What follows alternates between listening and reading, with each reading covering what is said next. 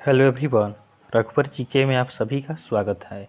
आज हम लोग पर्यावरण एवं शिक्षा शास्त्र के सेकेंड पार्ट को देखेंगे, जो आपके सीटेट के एग्ज़ाम के दृष्टिकोण से काफ़ी इम्पोर्टेंट है। इस तरह हम एक एक करके सभी पार्ट को इसका देखेंगे और हम आपके सिलेबस को पूरा कंप्लीट तैयार कराएंगे। तो आप वीडियो को अंत तक देखें और वीडियो पसंद आए तो चैनल को सब्सक्राइब जरूर करें। तो चलिए आज का क्लास हम स्टार्ट करते हैं। हमारा पहला प्रश्न है, प्रकाश संश्लेषण क्रिया में पादपों के द्वारा वातावरण से कौन सी गैस अवशोषित की जाती है। हमारा प्रश्न है कि प्रकाश संश्लेषण क्रिया में पादपों के द्वारा वातावरण से कौन सी गैस अवशोषित की जाती है। तो इस प्रश्न का सही उत्तर होगा ऑप्शन सी, कार्बन डाइऑक्साइड। तो आपका जो पादप होते हैं वह वातावरण से कार्बन डाइऑक्साइड लेते हैं और ऑक्सीजन छोड़ते हैं। तो आप इसे ध्यान रखेंगे। चलिए अगले प्रश्न को देखते हैं। हमारा अगला प्रश्न है, कीटभक्षी पादप जिस मृदा पर उगते हैं उसमें कौन सी तत्व नहीं होती है। कीटभक्षी पादप जिस मृदा पर उगते हैं उसमें कौन सी तत्व नहीं होता है। ऑप्शन ए है नाइट्रोजन, ऑप्शन बी है कार्बन, ऑप्शन सी है सल्फर, ऑप्शन डी है पोटेशियम। तो कीटभक्षी पादप जिस मृदा पर उगते हैं उसमें नाइट्रोजन नहीं होता है। तो ऑप्शन ए हमारा सही उत्तर हो जाएगा कि कीटभक्षी पादप जिस मृदा पर उगते हैं उसमें नाइट्रोजन नहीं होता है। अगला प्रश्न है, प्रकाश संश्लेषण की क्रिया में हरे पौधों द्वारा बाहर निकलने वाली गैस है। तो प्रकाश संश्लेषण की क्रिया में हरे पौधों द्वारा बाहर निकलने वाली गैस कौन सी है। तो इसका सही उत्तर होगा ऑप्शन सी, ऑक्सीजन। अभी हमने फर्स्ट क्वेश्चन में आपको बताया है कि जो प्लांट्स आपके होते हैं वे क्या करते हैं, कार्बन डाइऑक्साइड लेते हैं और ऑक्सीजन को रिलीज करते हैं। तो आप इसे ध्यान रखेंगे। चलिए अगले प्रश्न को देखते हैं। हमारा अगला प्रश्न है, आमतौर पर माना जाता है कि रात में जागने वाले जानवर हर चीज़ को जिस रंग में देखते हैं वे रंग है। हमें बताना है कि रात में जागने वाले जानवर किसी भी चीज़ को किस रंग में देखते हैं। तो ऑप्शन ए हमारा है काला और सफ़ेद, ऑप्शन बी है बैगनी और नीला, ऑप्शन सी है हरा और पीला, ऑप्शन डी है नारंगी और लाल। तो इसका सही उत्तर होगा ऑप्शन ए, काला और सफ़ेद। तो आम तौर पर माना जाता है कि रात में जागने वाले जानवर हर चीज़ को ब्लैक और वाइट कलर में देखते हैं। चलिए अगले प्रश्न की ओर बढ़ते हैं। हमारा अगला प्रश्न है, नीचे दिए गए पक्षियों की कौन सी प्रजाति झटके से अपनी गर्दन आगे पीछे करती है। नीचे दिए गए पक्षियों की कौन सी प्रजाति झटके से अपनी गर्दन आगे पीछे करती है। ऑप्शन ए है उल्लू, ऑप्शन बी है कौवा, ऑप्शन सी है वसंत गौरी, ऑप्शन डी है मैना। तो इसका सही उत्तर हो जाएगा ऑप्शन डी, मैना। तो इन दिए गए पक्षियों में मैना आपका मैने प्रजाति के जो पक्षी होते हैं वे अपना गर्दन झटके से आगे पीछे करते हैं। अगला प्रश्न है, निम्न में से कौन सा जड़ नहीं है। इसमें हमें बताना है कौन सा जड़ नहीं है। ऑप्शन ए है आपका आलू, ऑप्शन बी है मूली, ऑप्शन सी है टैपियोका, ऑप्शन डी है शकरकंदी। तो आप जानते होंगे कि आलू क्या होता है, आलू आपका तना होता है। तो ऑप्शन ए हमारा सही उत्तर हो जाएगा कि निम्न में से कौन जड़ नहीं है। तो आलू आपका जड़ नहीं है। चलिए अगले प्रश्न को देखते हैं। हमारा अगला प्रश्न है, पत्ती में शिराओं एवं छोटी शिराओं की व्यवस्था का नाम है। पत्ती में शिराओं एवं छोटी शिराओं की व्यवस्था का क्या नाम है। ऑप्शन ए है मध्य शिरा, ऑप्शन बी है वृंत या पूर्ण वृंत, ऑप्शन सी है पटल, ऑप्शन डी है शिरा विन्यास। तो पत्ती में शिराओं एवं छोटी शिराओं की व्यवस्था को क्या कहते हैं। तो पत्तियों में छोटी छोटी शिराओं को आपका शिरा विन्यास कहा जाता है। तो ऑप्शन डी हमारा सही उत्तर होगा कि पत्ती में शिराओं एवं छोटी शिराओं की व्यवस्था को शिरा विन्यास कहते हैं। हमारा अगला प्रश्न है, पौधों के ऊपरी भागों से वाष्प के रूप में जल की क्षति को क्या कहते हैं। पौधों के ऊपरी भागों से वाष्प के रूप में जल की क्षति को क्या कहा जाता है। तो ऑप्शन ए है वाष्पोत्सर्जन, ऑप्शन बी है प्रकाश संश्लेषण, ऑप्शन सी है श्वसन, ऑप्शन डी है वृद्धि। तो इसका सही उत्तर होगा ऑप्शन ए वाष्पोत्सर्जन। तो पौधे के ऊपरी भागों से वाष्प के रूप में जल की क्षति को वाष्पोत्सर्जन कहा जाता है। चलिए अगले प्रश्न को देखते हैं। हमारा अगला प्रश्न है, निम्न में से कौन सा परजीवी पौधा है? हमें इसमें बताना है कि इनमें से कौन सा परजीवी है, अर्थात हेटेरोट्रॉप्स है, जो दूसरे पर आश्रित रहता है।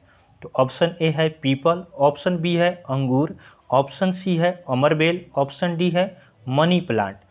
तो इसमें आपका सही उत्तर हो जाएगा ऑप्शन सी अमरबेल। अमरबेल क्या होता है? अमरबेल आपका परजीवी पौधा होता है, अर्थात वह हेटेरोट्रॉप्स होता है, दूसरे पर अपने भोजन के लिए आश्रित होता है आपका।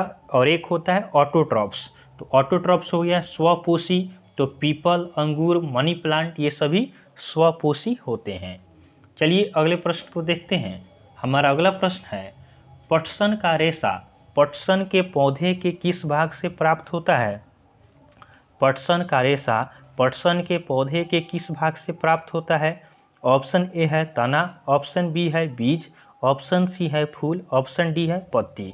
तो पटसन का रेशा आपका पटसन के तने से प्राप्त होता है। ऑप्शन ए हमारा सही उत्तर होगा।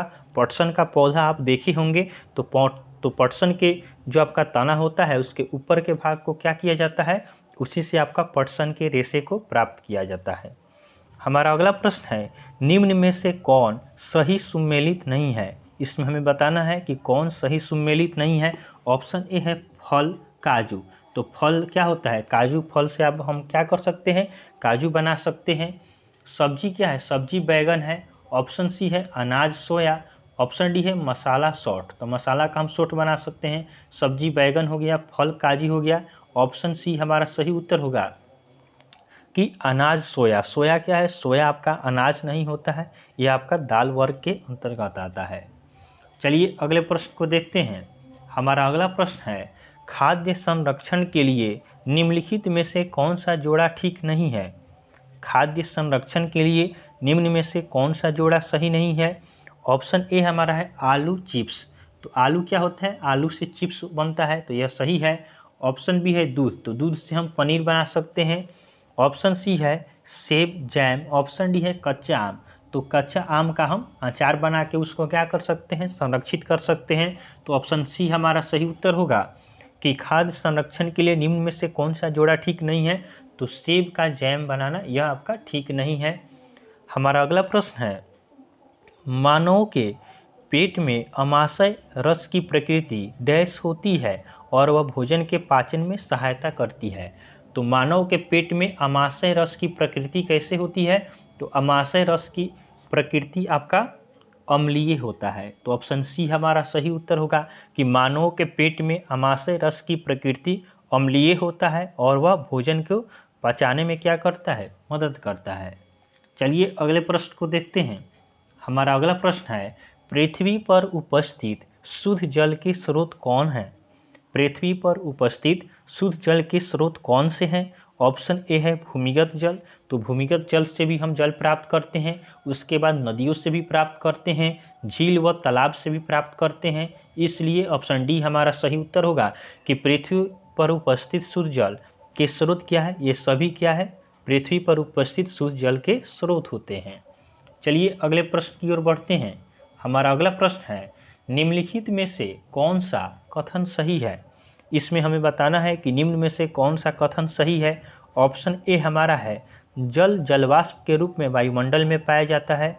ऑप्शन बी है महासागरों का जल खारा व मीठा दोनों प्रकार का होता है। तो यह गलत है, महासागर का जल आपका केवल खारा होता है। ऑप्शन सी है इसमें द्रवित शुद्ध जल ध्रुवों पर पाया जाता है। तो यह भी आपका नहीं होगा। ऑप्शन डी है जल की उपलब्धता लगभग सभी जगह समान है। तो यह भी गलत है, आपका हर जगह जल एक रूप में नहीं पाया जाता है। तो ऑप्शन ए हमारा सही उत्तर होगा कि जल जलवाष्प के रूप में वायुमंडल में पाया जाता है। तो वायुमंडल में जल आपका जलवाष्प के रूप में पाया जाता है। ऑप्शन ए हमारा सही उत्तर होगा। चलिए अगले प्रश्न को देखते हैं। हमारा अगला प्रश्न है, BOD अर्थात बायोकेमिकल ऑक्सीजन डिमांड द्वारा मापा जाता है। हमें बताना है कि BOD द्वारा किसका मापन किया जाता है। ऑप्शन ए है वायु में ऑक्सीजन की मात्रा, ऑप्शन बी है जल में ऑक्सीजन की मात्रा, ऑप्शन सी है नदियों व तालाबों के जल में प्रदूषण, ऑप्शन डी है उपरोक्त सभी। तो BOD अर्थात बायोकेमिकल ऑक्सीजन डिमांड के द्वारा नदियों व तालाबों के जल प्रदूषण को मापा जाता है। तो ऑप्शन सी हमारा सही उत्तर होगा। हमारा अगला प्रश्न है, दूषित जल में फिटकिरी डालने से क्या होता है? दूषित जल में अगर हम फिटकिरी मिलाते हैं तो उससे क्या होगा? ऑप्शन ए है जल साफ हो जाता है, ऑप्शन बी है अशुद्धियाँ नीचे बैठ जाती है, ऑप्शन सी है बीमारियां दूर हो जाती है, ऑप्शन डी है इनमें से कोई नहीं।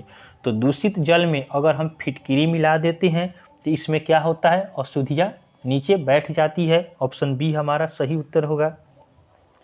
चलिए अगले प्रश्न को देखते हैं। हमारा अगला प्रश्न है, विश्व जल दिवस कब मनाया जाता है? हमें बताना है कि विश्व जल दिवस कब मनाया जाता है। तो विश्व जल दिवस आपका 22 मार्च को मनाया जाता है। ऑप्शन ए हमारा सही उत्तर होगा। चलिए अगले प्रश्न को देखते हैं। हमारा अगला प्रश्न है, जल संरक्षण को बढ़ावा देने के लिए क्या करना चाहिए? जल संरक्षण को बढ़ावा देने के लिए क्या करना चाहिए? ऑप्शन ए है कम उपयोग, ऑप्शन बी है पुनः उपयोग, ऑप्शन सी है पुनः चक्रण, ऑप्शन डी है उपरोक्त सभी। तो जल संरक्षण को बढ़ावा देने के लिए हमें जल को उचित मात्रा में उपयोग करनी चाहिए। उसके बाद हम अगर उसको पुनः उपयोग कर सकते हैं तो उसको हम फिर से उपयोग कर सकते हैं। पुनः चक्रण अर्थात रिसाइकलिंग करना चाहिए। तो ऑप्शन डी हमारा सही उत्तर होगा कि जल संरक्षण को बढ़ावा देने के लिए इन सभी तरीकों से हमें जल का उपयोग करना चाहिए। चलिए अगले प्रश्न को देखते हैं। हमारा अगला प्रश्न है, रक्त की जांच द्वारा किसकी उपस्थिति से मलेरिया की पहचान होती है? रक्त की जांच द्वारा किसकी उपस्थिति से मलेरिया की पहचान होती है? ऑप्शन ए है रक्त में क्षतिग्रस्त यकृत कोशिकाएं, ऑप्शन बी है रक्त में मच्छर के लार्वे, ऑप्शन सी है लाल रक्त कोशिकाओं में मच्छर के अंडे, ऑप्शन डी है लाल रक्त कोशिकाओं में मलेरिया परजीवी। तो रक्त की जांच द्वारा किसकी उपस्थिति से मलेरिया की पहचान होती है? तो ऑप्शन डी हमारा सही उत्तर होगा। लाल रक्त कोशिकाओं में मलेरिया परजीवी अगर पाए जाते हैं तो इसके द्वारा हम पहचान जाते हैं कि उस व्यक्ति में क्या है? मलेरिया नामक रोग है। चलिए अगले प्रश्न को देखते हैं। हमारा अगला प्रश्न है, निम्नलिखित में से कौन सी बीमारी रूखे या एकत्र पानी से हो सकती है? हमें बताना है कि निम्न में से कौन सी बीमारी रूखे या एकत्र पानी से होता है।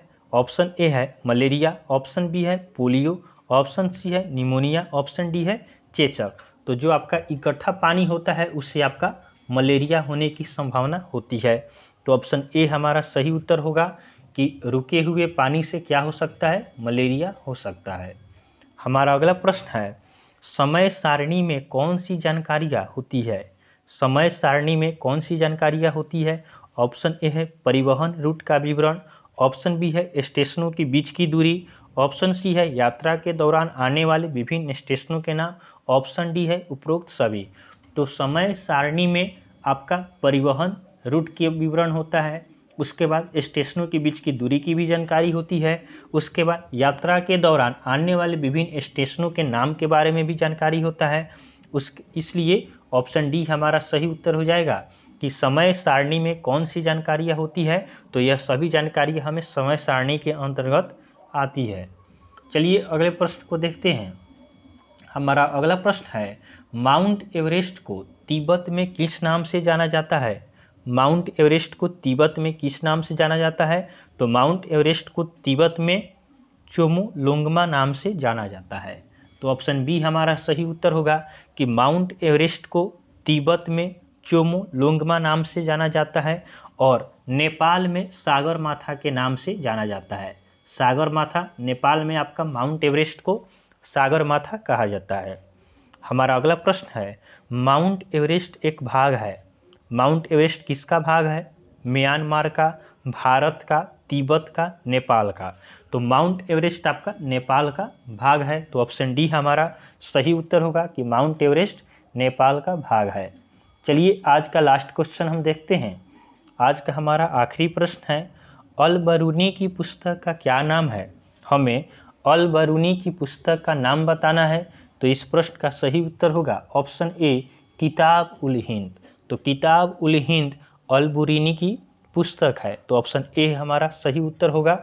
इस तरह हमने पेडेगोजी में पर्यावरण एवं शिक्षा शास्त्र के 25 इम्पोर्टेंट क्वेश्चन को देखा है, जो आपके एग्जाम के दृष्टिकोण से काफ़ी इम्पोर्टेंट है। तो आपको वीडियो पसंद आया हो तो आप वीडियो को लाइक करें, चैनल को सब्सक्राइब करें तथा अपने फ्रेंड के साथ इसे ज़रूर शेयर करें। तो चलिए आज के लिए हम इतना ही रखते हैं, फिर आपसे नेक्स्ट वीडियो में मिलेंगे। तब तक के लिए धन्यवाद।